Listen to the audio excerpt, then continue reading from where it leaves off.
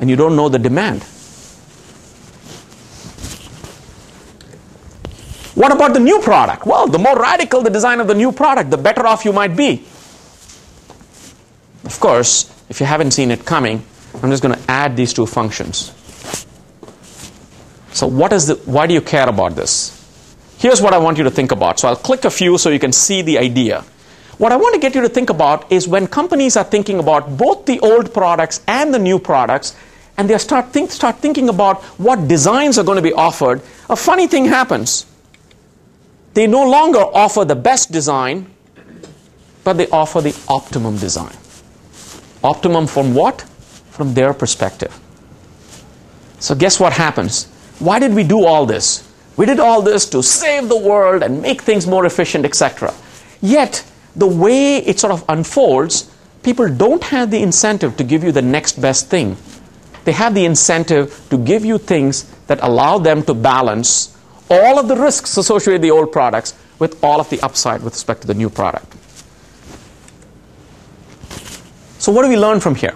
The first thing to note is that I believe, I teach in the supply chain area, it's important to think about the supply chain effects of all of these regulations, how it affects distributors, how it affects manufacturers. Distributors could react by potentially building up stocks of the old product, and remember, the more of those stocks they have, the slower the adoption of new designs.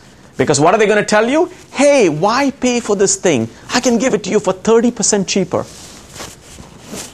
Manufacturers anticipating that say, hey, look, I'm not going to gamble too much. I'm going to be a little careful. I'm not going to give you the best design. Of course, utilities, regulators, everybody is in on this game. And there are all these frictions in the market that unfold as product designs compete. So what happened in the US market? Just a couple of slides before I end. Watsco, this was the distributor who built up large stocks of Sear 10. The chairman was a Krannert alumnus. And so this is the company that really took a big bet, built up huge inventories. And if you ever follow up Watsco, Watsco is a really interesting company, by the way. It's a company with about $2 billion in sales. The corporate headquarters has 30 people. That's it. Okay. It basically just coordinates a large number of heating and cooling small mom and pop outfits. All they do is consolidate finance and consolidate purchasing. The rest of it is managed independently.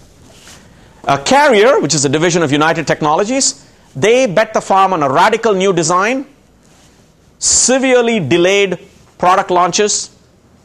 We knew there was a problem. A year later, they admitted it to the street. Goodman, which is a pure play in the industry, which means that all they did was those heating and cooling. They did a small adjustment in their design. They were ready for market. They actually made out quite well. Utilities announced incentives. Sear 10 continued to be sold for 6 to 9 months after the regulation kicked in. Industries faced bottlenecks in component availability, new building construction, everything. In fact, the perfect storm that Stuart talked about, the financing issues that Joe talked about, we couldn't be more coordinated. All that hit this industry. The net effect was that the supply chain impact of this had been underestimated. Now, I talked to Paul Johnson, who's the Vice President of Supply Chain Management, about this. He said, hey, hold on. 2006 was just the starting act. Wait till 2010. So what happens in 2010? In 2010, the refrigerant being used basically is that production has to end, a new refrigerant has to come in. And I said, oh, that's fun, Paul, let's talk about it. He said, no, wait, there's more. 2010, the refrigerant that got introduced, 2011, that becomes illegal. Why? In Germany, they realized that what's good for protecting the ozone layer is bad for global warming potential. So what happened in Germany? The new terminology is GWP. What does the industry know about GWP compliant refrigerants? Nothing. What has happened?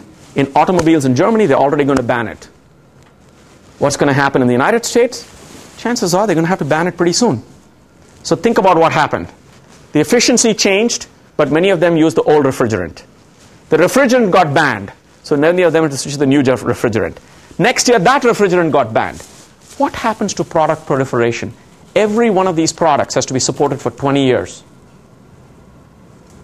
What's going to happen to the industry? My guess is it's a great stimulus. Okay? And notice that I use the United States as an example, but every country is going to figure out what it's going to do regarding the environment. And every one of these technologies is going to result in new manufacturing. Now, one argument that I think is interesting, so if you are in a developed, mature economy and you say, hey, what's happening to manufacturing? Well, one of the things that we're hearing is manufacturing is moving back into the United States. People are shutting down manufacturing in China and moving it back to the United States for the simple reason that people in China don't want to do manufacturing. They want to do high finance, new media, nothing to do with manufacturing. One of the cheapest places to manufacture in many places, many countries, is the United States. Why? Because you can hire and fire at will. And today, if you want to set up in Kokomo, Indiana, give me a card. I'll guarantee you, you'll get your facilities paid for, your employees paid for a while, free training, everything to create jobs. Right now, states are very competitive in the United States and aggressively pursuing those jobs, pursuing manufacturing jobs. Now, you might ask, why is a developed nation, perhaps at some point, maybe even now, the wealthiest nation, looking at manufacturing? Because one of the things to note is that manufacturing has a big multiplier effect. And just as Stuart and Joe mentioned that real estate has a whole driver behind it, regulation regarding real estate is the big dog regarding energy consumption. So if you're going to tame this big dog, and through regulation, you're going to create a whole bunch of ancillary industries. My guess is that the greater the uncertainty in demand and technology, the greater the reason to keep it closer to where you sell the product, because you can react faster. My argument is automobile manufacturing is entering a similar mode where we don't know what the energy source will be. Will it be hybrid? Will it be hydrogen? What will it be? There's a lot of uncertainty regarding electricity generation. Will it be solar? Will it be wind, etc.? What I want to leave you with is the thought that potentially there is a bright future, particularly if we start worrying about the environmental externality. So, thank you. Any questions?